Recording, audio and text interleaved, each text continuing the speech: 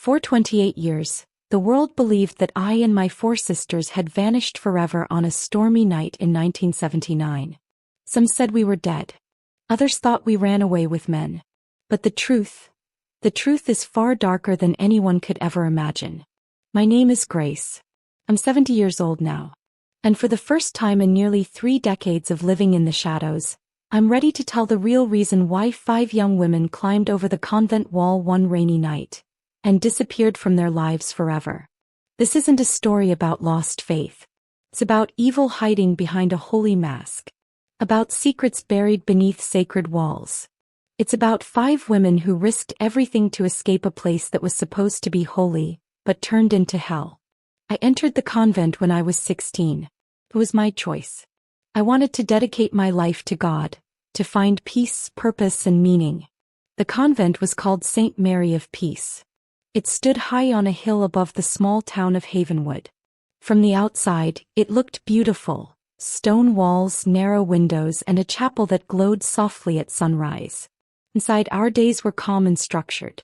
We prayed at dawn, worked in the garden, baked bread for the poor, and taught children from town. I felt safe there. I felt like I belonged. There were 5 of us in total. Me, Sister Eleanor, Sister Martha, Sister Joy, and the youngest, Sister Sarah. Mother Agnes was our superior. She was strict, but she had a kind heart. Discipline without love is tyranny, she used to say, but love without discipline is weakness. I respected her deeply. For years, life inside those walls felt peaceful.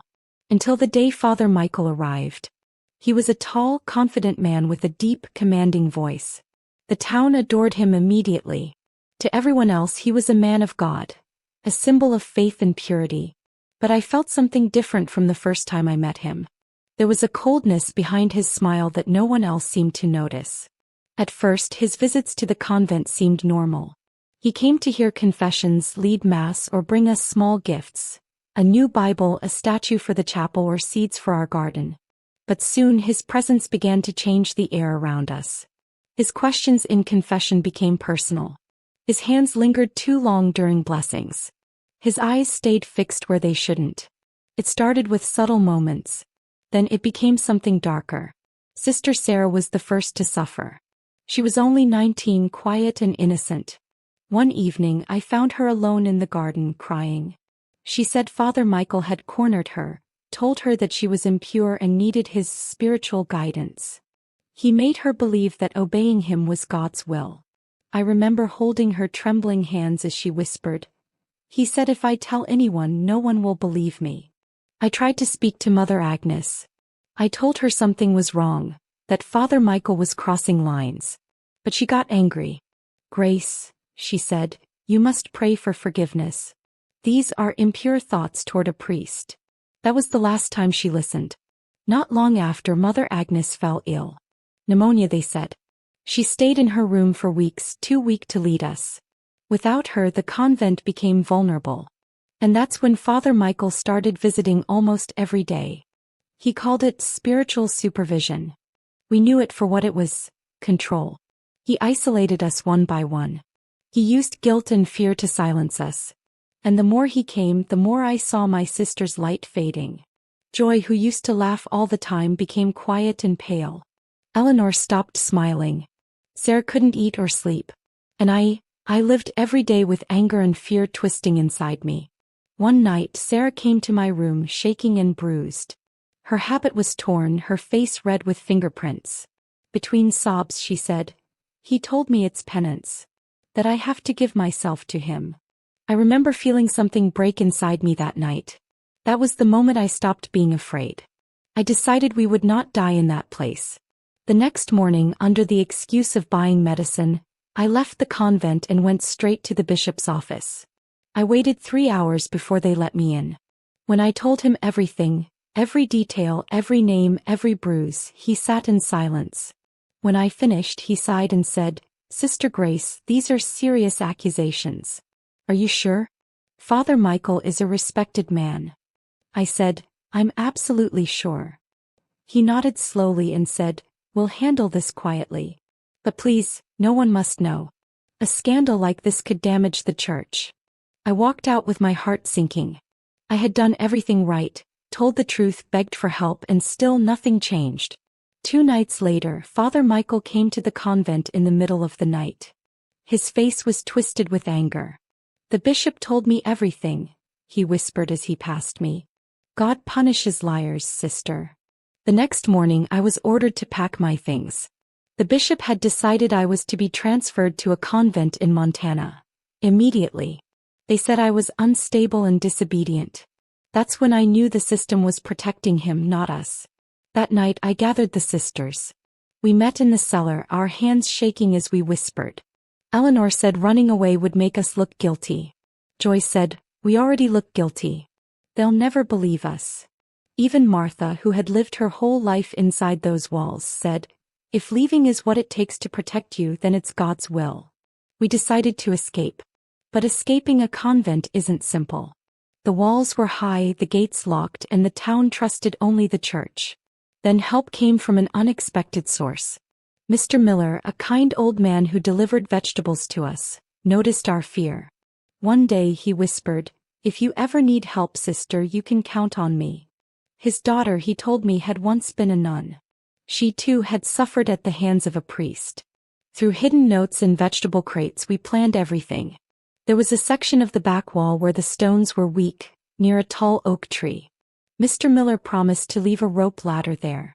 He would wait on the road with his old truck. The night we chose was September 17, 1979. The night it stormed so hard the heavens themselves seemed to weep for us.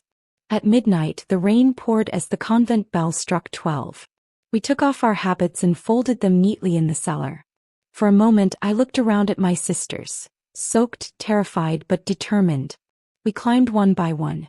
My heart nearly stopped when Martha struggled halfway, but she made it.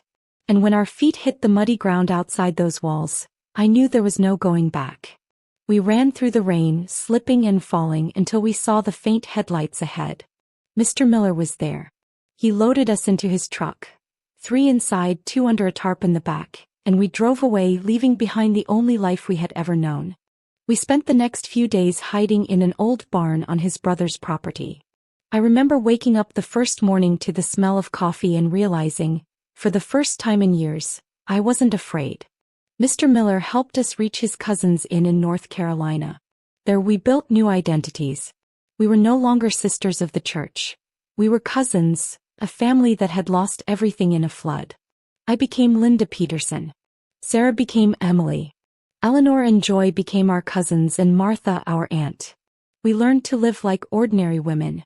We found work sewing uniforms in a small factory. We prayed in secret. We tried to heal.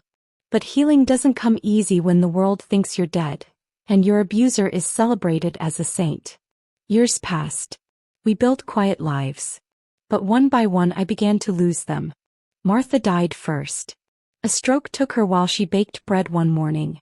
We buried her under her false name, Amelia Peterson. Eleanor died years later from cancer, making me promise that one day I'd tell the truth. "Silence protects the guilty," she whispered. "Promise me, Grace. Don't let us die in vain." Joy followed soon after. Her heart just gave out. Only Sarah and I remained. She built a family, tried to forget. But I couldn't. Then one day in 2007 I saw a newspaper headline, "Monsignor Michael celebrates 30 years of service." There he was, older, smiling, still praised as a man of God. That was the day I decided it was time. I returned to Havenwood. The convent was gone, turned into a community center. I went straight to the new parish priest, Father John, and told him everything. At first he didn't believe me. But when I showed him Eleanor's notebook, the records, dates, and letters, his hands began to shake. "By God," he whispered. They knew. This time someone finally listened. Together we went to the bishop, a younger man who believed in truth over silence. When I finished telling my story, he knelt before me and said, "On behalf of the church, I ask your forgiveness." For the first time in my life I cried not out of fear but relief. An investigation began. Evidence was uncovered, letters proving they knew about Father Michael decades ago. Other victims came forward. The story spread. When I finally faced Father Michael again, he was a shadow of the man who once terrified me, old, frail, and stripped of power. The church removed him from service. He died alone, forgotten in a nursing home years later. Today I'm 70. I live in Havenwood again in the old convent, now called the St. Mary of Peace Center. We turned that place of pain into a refuge for women who survived abuse. Over 3,000 women have walked through those doors, each one finding her voice, her strength, her peace. My dear Emily works beside me. Her grandchildren play in the same garden where we once cried for help. Sometimes I walk past the 5 stone benches in the courtyard. Each one bears a name: Martha, Eleanor, Joy, Sarah, and Grace. And when the wind moves through the trees, I swear I can still hear their laughter. People often ask me how I kept my faith after everything that happened. The truth is, faith isn't about blind obedience. It's about the courage to question, to fight for what's right even when the whole world stands against you. For a long time I was angry at God. But I've come to understand that He wasn't in the walls of that convent. He was in us, in our strength to run, in the kindness of strangers, in every step we took toward freedom. I've learned that silence protects the oppressor, never the victim. I've learned that evil grows when good people stay quiet. And I've learned that even after decades of fear, it's never too late to speak the truth. It took me 28 years to find my voice. But when I finally did, I didn't just free myself.